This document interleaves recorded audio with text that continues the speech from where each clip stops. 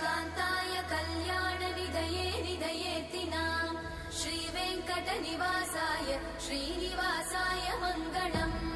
लक्ष्मी सविभ्रमालोकसुभ्रूविभ्रमचक्षुषे चक्षुषे सर्वलोकानां वेङ्कटेशाय मङ्गलम् श्रीवेङ्कटाद्रिशृङ्गाग्रमङ्गलाभरणाङ्गये मङ्गलानां निवासाय श्रीनिवासाय मङ्गलम्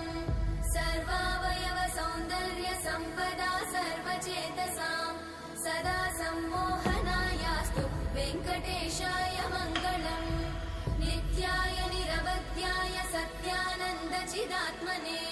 सर्वान्तरात्मने श्रीमद् वेङ्कटेशाय मङ्गलम्